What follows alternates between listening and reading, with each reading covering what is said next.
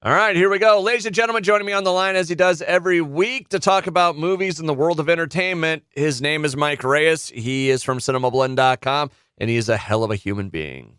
Mike, what's going Yeah, on? I'm good. How are I you? buried your yeah. You didn't. It came in just in time. By the way, if you want a really good yeah, or I can't do it the way he does it, but there's a wrestler called LA Knight that does yeah. That's exactly why I did it, because of a conversation we had off Oh air. yeah, that's right. We did talk wrestling earlier this week. I've had a lot of really weird conversations with people. Like we talked a little bit about CM Punk yesterday, you and I, and that whole story with AEW.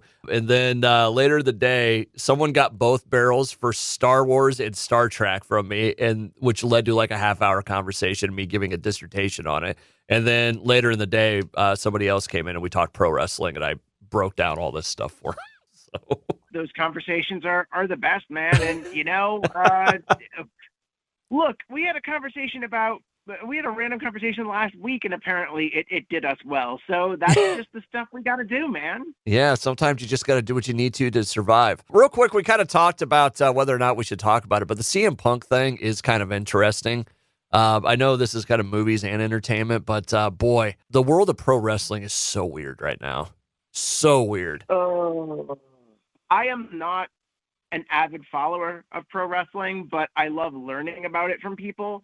And it's something that I might actually want to dig into just for fun, because a lot of my friends have that, including yourself, have that sort of interest, and it would be fun to talk about it. Plus, the stuff that you've told me is just, and the stuff that I've heard from other people is just fantastic drama. I But this CM Punk stuff, the way you were talking to me about it was way more involved and Well, it goes down fuming to than I thought. you said you saw the headline and someone saying, "Oh, it finally comes around for CM Punk and he got fired." I don't remember how exactly you worded it. But there's so much more to the story that on the surface level, yes, CM Punk got fired from AEW after a backstage dispute that we still don't know the exact details. There's video of it apparently, but nobody knows the exact details of what happened. And then you start peeling back the layers of that onion, and it's like there's a lot of stuff going on there. Yeah, you were telling me about some of it, and there was everything from miscommunications in travel Yeah. abroad to footage of people joking around with each other that some others took seriously, like Yeah. some real high school stuff. I'm not gonna lie. And that's what a lot of people talk about. Like WWE, when people talk about it, and whatever you think of their product, it is very professional, right? From top to bottom, WWE is very professional. Yeah, It's corporate wrestling. I mean, if there's another way to say it, I would, but that's kind of what it is. And if you're into it, you're into it.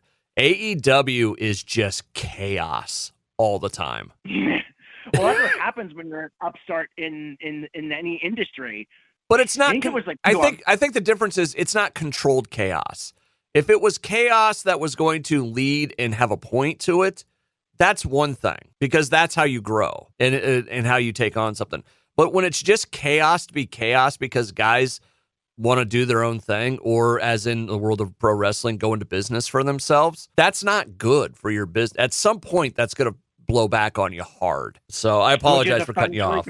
That's okay. In the long term, it's probably best for everybody, because I don't want to say he was ever going to fit in there, but he was battling a lot of people that didn't want to do business the way wrestling has been done, if that makes sense. And It was kind of square peg, round hole. But the problem for AEW is he was one of the guys that legitimately moved the ratings numbers. And I believe he was either the top or like next to top merchandise seller. Yeah. So anyways, Mike Reyes from cinemablend.com on the line with me right now as we get that was our warm up. You remember the scene from Cable Guy where Jim Carrey's running the sprints? Don't want to pull a hammy. Yeah. That was us not wanting to pull a hammy here. But anyways, as we do jump into which Cable Guy, highly underrated movie. Dude, not only am I going to fully agree with you on that, I knew it was fun when I watched. I like to think I knew it was fun when I first watched it. Like, it was just something different. And, growing up as a kid, big fan of Jim Carrey, but just seeing that happened was such a treat, because it's like, okay, we're not just, it's like at that point you'd already done Ace Ventura, The Mask, Dumb and Dumber. It's like, okay, we know what a Jim Carrey movie, in air quotes, is supposed to be. But then that happened. Yeah. And it was so offbeat, and just, it does not get enough credit.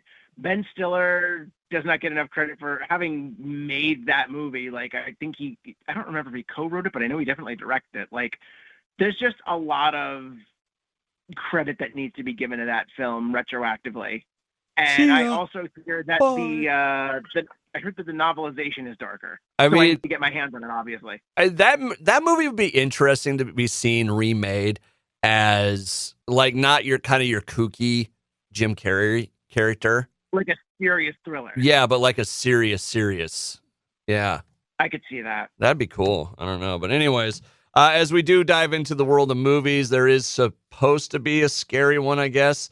The Nun 2 comes out this weekend. Yep, The Nun 2, Nunderball. No. Nunderball. Is that really the name of it? No, it's just called The Nun. No. Every time you say it, I'm like, is that real?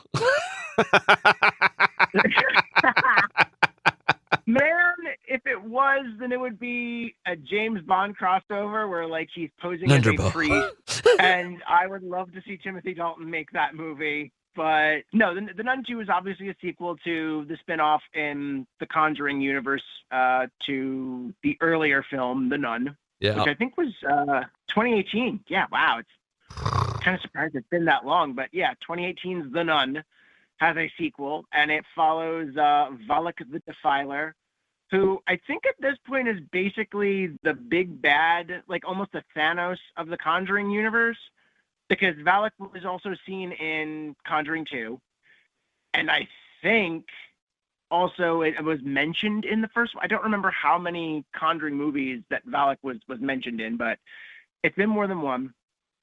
This is 4 years after the first film. Sister Irene, played by Thaisa Farmiga, is going to face Valak yet again, because she faced her in the first film, and now it is driving a Catholic boarding, I think it's a Catholic boarding school, or just a boarding school in France, insane. And it's the rematch of the century, The Nun 2. Ooh, second to none. Check on the rep, yo. Do you remember that song from Transformers? I want to say, I do not. I want to say it was Linkin Park, and it was like, check on the rep, yeah, second to none. Now I have to look it up. Keep talking about The Nun 2, Electric Boogaloo. The Nun 2, Back in the Habit. That's giving us a nice little moment of bliss there. I'm not gonna lie, but yeah, I did not get to see this one, sadly, because I actually didn't get an invite for an advanced screening, and as we are recording on Thursday, I haven't seen it yet, so I will probably see it eventually, because I liked The Nun 1. And one of the writers credited on this film is Akilah Cooper, who I need to once again shout out for being a fantastic writer of things like Malignant, Megan. She's doing Megan 2.0, working with James Wan on that. Just Malignant and Megan are such gleefully wonderful, insane experiences in terms of like horror movie joy. So that makes me even more excited to see this, because I really do dig her work. She also, I think she wrote an episode of Tron Uprising. Yeah, she wrote an episode of Tron Uprising, and just I dig her style. And two episodes of Strange New Worlds. Oh, cool. Which ones? Let's find out, because I am quite curious myself. And while you looked that up, I was wrong.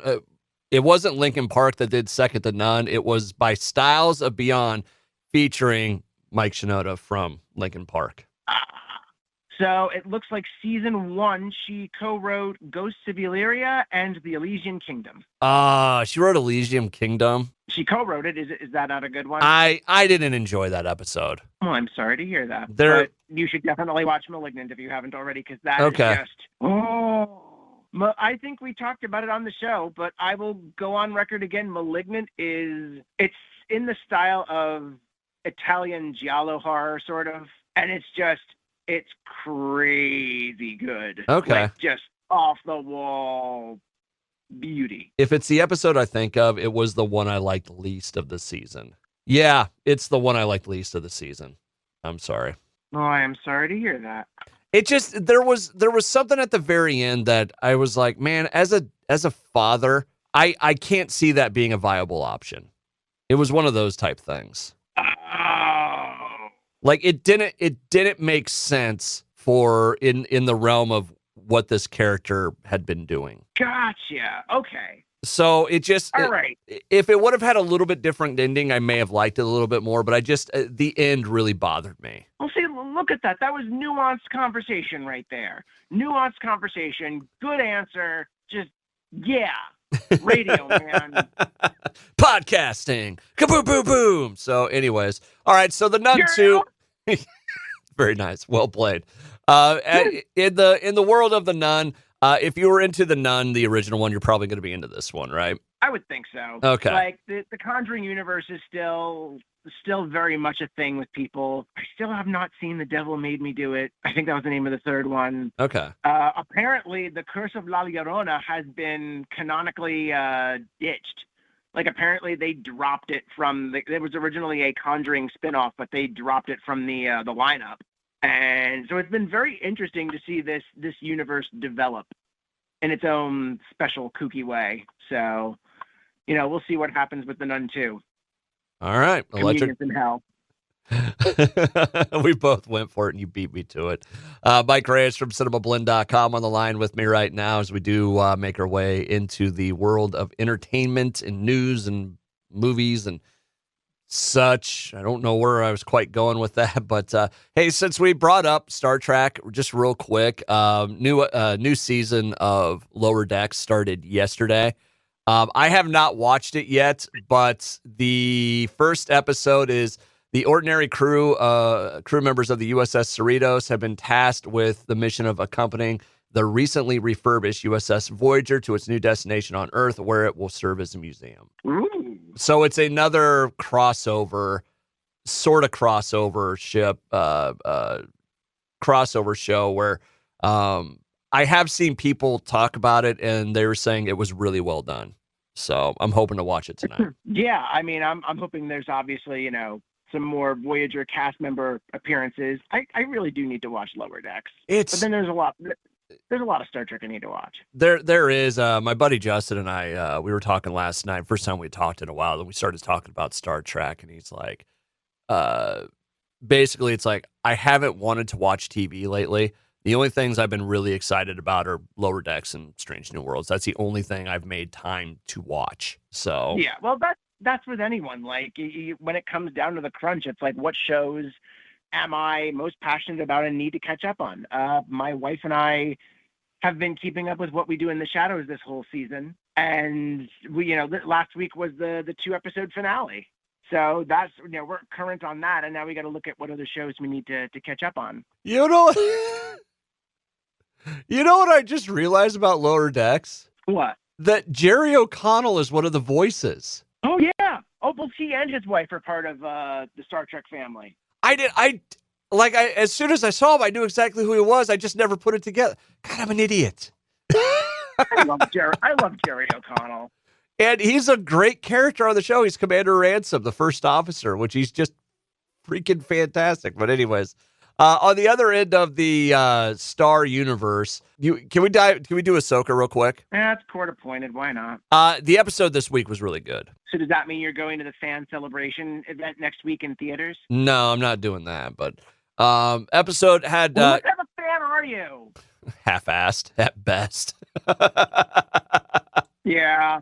It had good action. It had good interactions between characters. It had I tried to explain it to you yesterday. It had I want you to turn to the dark side without it being like so on the nose, turn to the dark side moment, where it wasn't like a full-fledged, I turn to the dark side and the whole world changes. It was just it was an enjoyable moment in that world where it wasn't like everything. The world wasn't on the line. Well, it kind of was, but it just was it was just really well done. And then, of course, you had the huge reveal at the end. Yeah. Once again, in true Star Wars fashion, we cannot leave the past alone. The past is not dead, despite what Kylo Ren said, and someone came back. Ooh. Spoiler, if you haven't watched it, I'm going to say it in 3, 2, 1. They revealed, what's his name, Hayden, as Anakin Skywalker. Anakin Skywalker came back with no scars. I don't know what it is about digital aging with that dude, or de-aging. It never looks quite right. Well, to be fair, he feels like someone that doesn't really need much digital de-aging to begin with. It's kind of like, you know what? Actually, you say that, and that makes a lot of sense. You know when someone photoshops a picture that doesn't really need it? Yeah. That's kind of what it is. Huh. It's kind of like they're over trying. Well, like if they just put a wig on him and gave him kind of the hair length of what the character was in the animated series, it would be fine. Yeah, kind of like how a friend of mine and I, when we were talking about Timothy Dalton, he's like, yeah, he aged so well that when they did flashbacks on Penny Dreadful, all they needed to do was dye his hair. Yeah. Yeah, I think that's it, actually. You say that, and that actually makes a lot of sense. Well, anyways, good episode. It was a lot of fun. I enjoyed it. It was a lot better than the week before, I'll put it that way. Mike Reyes from cinemablend.com on the line. We'll move on to a different topic because, we don't need to beat the Star Trek and Star Wars stuff into the ground. They get enough press as it is. Stephen King, there's an interesting story about him this week. Apparently, he likes a certain song. Oh, perhaps you haven't heard that the bird is the word? It's not that song, but I have. When you told me the story, I had that image in my head of Peter Griffin listening to Bird as a word. Okay, so before we even get into that story, now that you've opened the tangent, that is a perfect example of a Family Guy episode that runs out of steam halfway, switches to something else, and does not work. Yeah. Because the first half of that episode is the whole Peter's obsession with the surfing bird.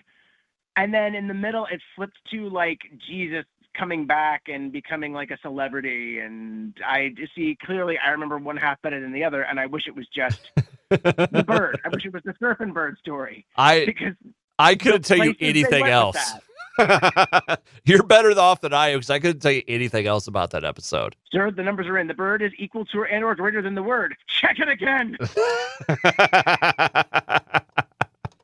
Oh, it's good. Everybody pouring their best into that half of an episode, and just that slow image of Stewie putting the gun in his mouth.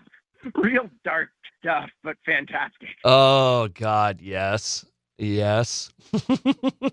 What were we? Oh yeah. So the song that Stephen King's been listening to on repeat since the beginning of time. What song was it? Lou Bega's Mambo Number 5, a little bit of, or Mambo Number 5 is more colloquially known, even though that's the song that's sampled, because the original Perez Prado Mambo tune is Mambo Number 5, and then that's how, this is a very Lightyear situation where it's like, there was a song called Mambo Number 5. Lou Bega likes that song. This is the reinterpretation of that song. But yeah, so apparently while promoting his new book, Holly, which is in stores now, Stephen King was talking with Rolling Stone, and one of the wonderful tidbits that came up was the fact that he is a huge Mambo Number 5 fan. And he apparently played the song so much during its heyday, or maybe over time, I don't know. He played the song so much that his wife was like, "You play that song one more time and I'm divorcing you." I could see that because I used to do that with songs. I would listen to them on repeat. And I still do. There have been songs that I'll listen to all the way back to my house from work. Yeah, because sometimes you're just in a mood, or you just love a song so much that that's going to be it. Yeah. Oh, the exact quote, "One more time and I'm going to leave you." The exact quote that Tabitha King gave to her husband as during this trying time. And oh man, that is you could tell that they're married by that quote alone. Yes, and lovingly so. Oh, that's fantastic. I couldn't find a better story to report yesterday. No, sometimes that's all you need. Sometimes that is all you need. Mike Reyes from cinemablend.com on the line with me right now.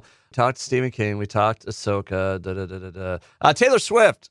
We kind of touched on this last week, but the movie version of the Eras Tour is selling like hotcakes. Oh, yeah. Apparently, this broke a record for AMC Theaters pre-sales, and this broke Spider-Man No Way Home's pre-sale record. Oh, wow. Apparently, the first 24 hours brought in $26 million in pre-sales. Now, keep in mind, there's some very interesting things about tickets to this event, because if I'm not mistaken, they are priced differently.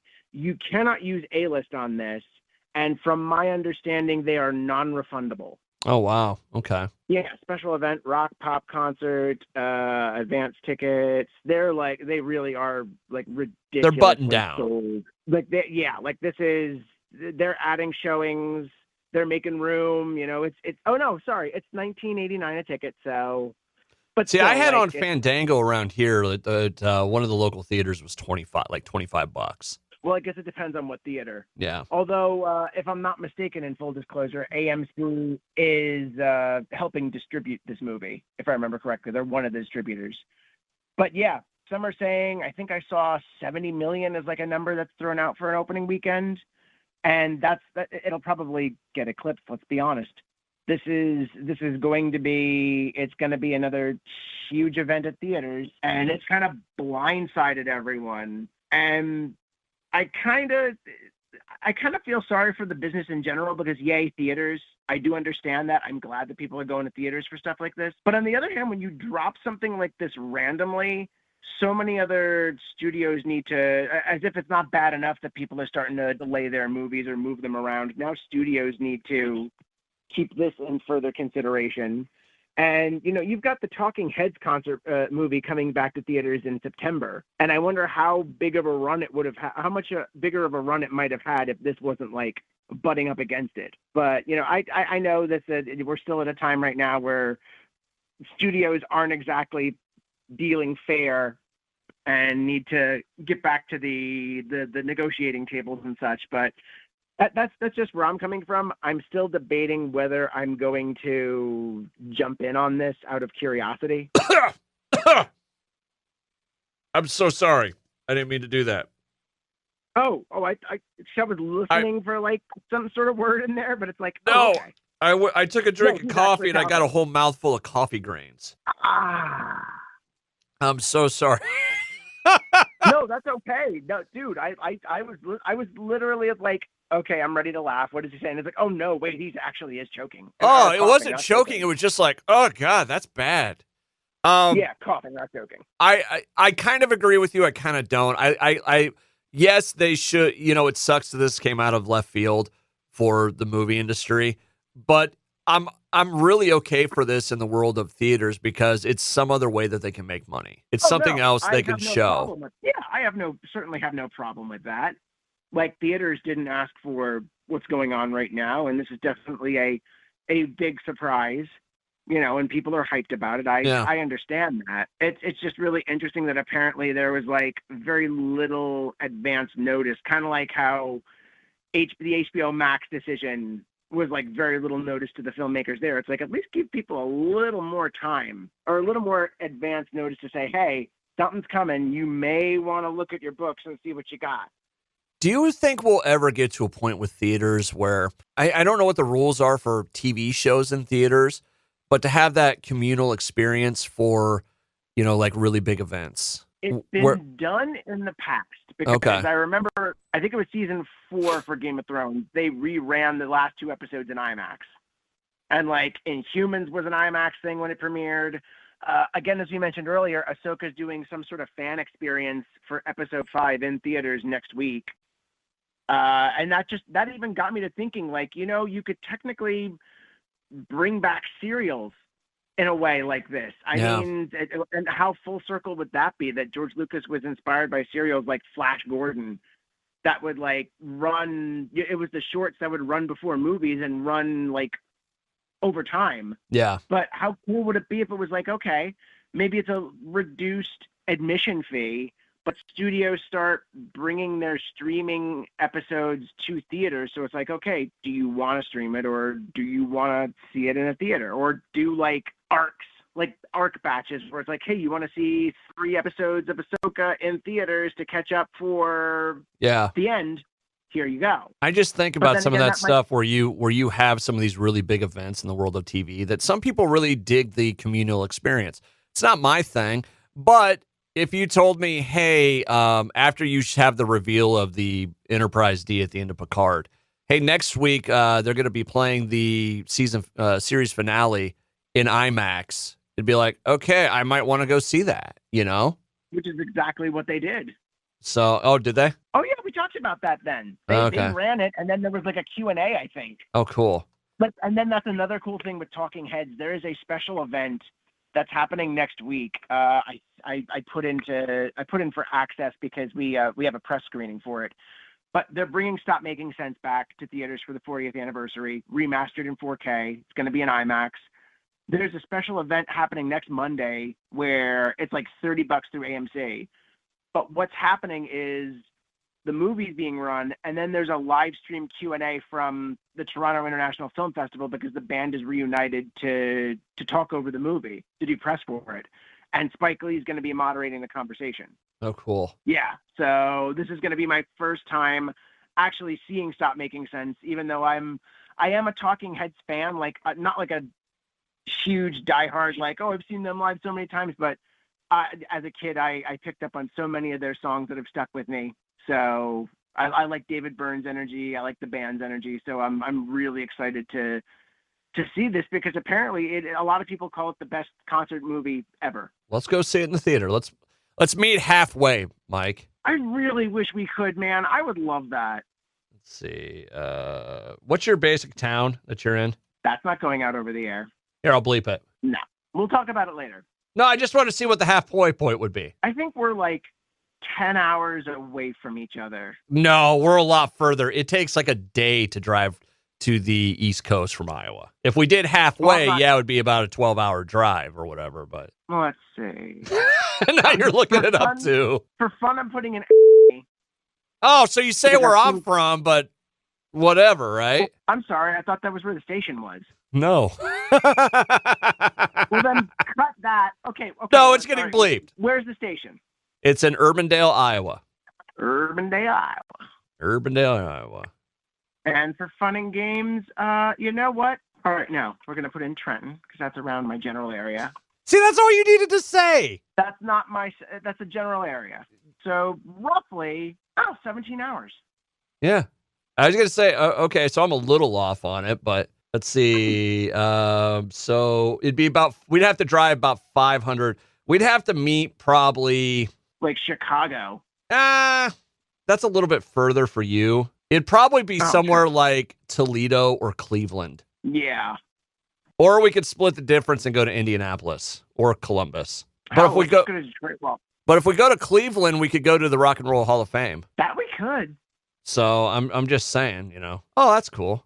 If you follow the route on Google, like keep the cursor on the map route, it gives you the mileage total. I just saw that too. So yeah, it'd be about Toledo for us. Yeah, because that's roughly 1,103 miles. So what's your address? 1,103. What? Oh, nothing. We got so sidetracked here. Mike Reyes from cinemablend.com on the line with me right now. As we get towards the end of this week, we got 2 more things that I know for sure we want to talk about, but we'll probably get sidetracked. The Burial, the first trailer for that came out. Tommy Lee Jones and Jamie Foxx in a lawyer movie, and it looks fantastic. Oh, yeah. This is a Prime Video exclusive that's actually debuting at the Toronto International Film Festival this week. And I forget I don't remember if the trailer actually mentioned when it's coming out, but this is based on a true story where warring funeral home owners get into a legal dispute over contractual obligations. And the cast on this thing is amazing because you've got, again, Jamie Foxx as one of the lawyers, Tommy Lee Jones as one of the funeral home owners, Journey Smollett from Birds of Prey, Mamadou Ati from Jurassic World Dominion, and Uncorked, which is a very vastly underrated Netflix film that everyone should go watch. Bill Camp, who's just an acting legend. Alan Ruck. A lot of real Pamela Reed, who especially if you're a fan of Kindergarten Cop, you'd remember her. She was Arnold Schwarzenegger's partner. Oh, okay. That got sick. Gotcha. So, this looked like a lot of good fun. I will tell you this: if you go to the Wikipedia page, it is based on the true story, and they just put it out there what happens. So. Oh yeah, I found that because I went there and it's like, okay, I want to keep the details in front of me, and then it's like, oh wow, it tells you. Yeah. It looks fantastic. And Tommy Lee Jones and Jamie Foxx are the combination I didn't know I needed until I saw it. Yeah, that is definitely something that I'm happy exists. That's a wonderful sort of energy of like excitable and like moving and shaking. And then it's just like, son, I never worked at a funeral home, which just makes that Men in Black 2 joke even more hysterical. Yeah. It's like, well, you owned one this time. They're a very good odd couple. Yeah. And so.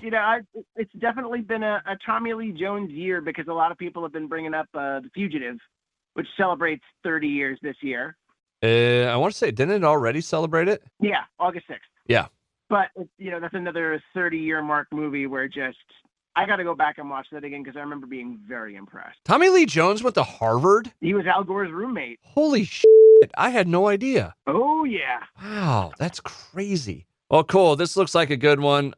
Should be a lot of fun. And like I said, if you go to Wikipedia, don't if you don't want to know what happens. So, Mike Reyes from cinemablend.com on the line with me right now. All right, to wrap up, this is something fun and stupid from this week that I came across. So I think we've talked about it before, but on the radio show I do on Wednesdays I'll do a thing called the Weekly Dose of Pure Nostalgia, right?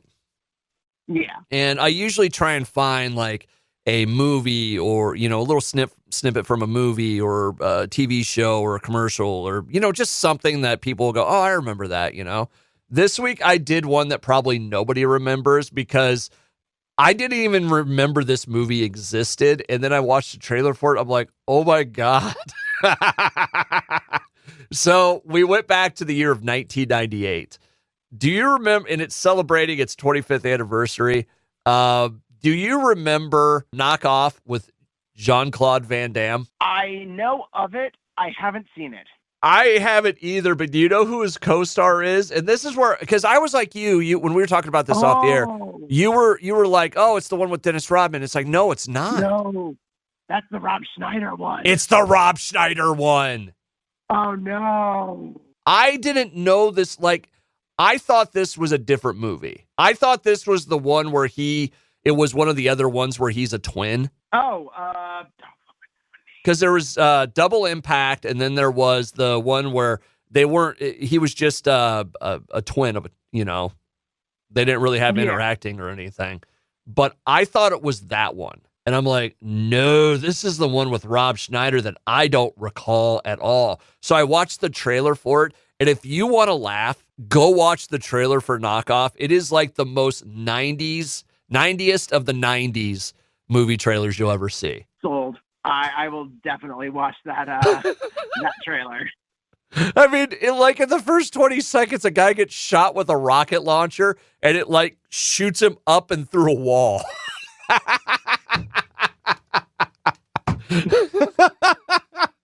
I mean, and wasn't it counterfeit electronics was the big gag in there? I don't know. I don't know if I saw the movie. Oh, this may be something where we might have to track this down and discuss it. Because it was Maximum Risk was the other one where he was a twin. But then there was another one. There was The Replicant, that he was essentially a bunch of himself. Oh, imagine a crossover between that and Jet Li's The One. The Order, he played two characters. I don't know what it is with him and playing twins, but it's crazy. But it's because there is so much Jean-Claude Van Damme for the world that it cannot be contained in one man. It's got to be split into two. You know what? You could have done... Oh, you remember the movie Twins with Schwarzenegger and DeVito? Yes. Do it in reverse. Jean-Claude Van Damme and John Candy. Oh, that would have been wonderful. And then you find out they're all from the same family, and you just match them all together. Oh man, I'm sad now. But no, going back to Knockoff, like I didn't know this movie existed. I thought it was something else. And Rob Schneider is playing a serious character, like not like his usual goofy, but it looks like he's kind of the schwarmy, like kind of, you know. Rob Schneider is a con man, and he's involved with the mafia. Yeah, that's. But when I saw it, you know what I legitimately thought about this? The trailer looks like, you know, when you're watching a movie and there's a movie trailer within a movie. Yes. That's what it seemed like. Which is really funny that we're talking about this today, and the trailer for Eli Roth's Thanksgiving is supposed to be dropping at some point. Oh yeah, I forgot about that. I'm sorry, I forgot to put that on the notes. No, it's okay. That's okay, but that's just really funny that it ties into that, because that was, you know, a fake trailer that he was swearing for years he'd make into an actual movie, and then it actually got traction earlier this year, and now we are going to be seeing that in theaters in November. Oh, they're actually going to put it on during the record on Thursday. What? They're actually going to put it. They're actually going to put it on like when the holiday is. It's going to be on November 17th. Yeah, but still, I mean, when you think of Thanksgiving, you think of November. Yeah. Yeah, no, it's actually being released in November, yes. Oh, nice. Nice. Nice. You remember that South Park episode? Yeah. You mean the kindergarten teacher? Nice.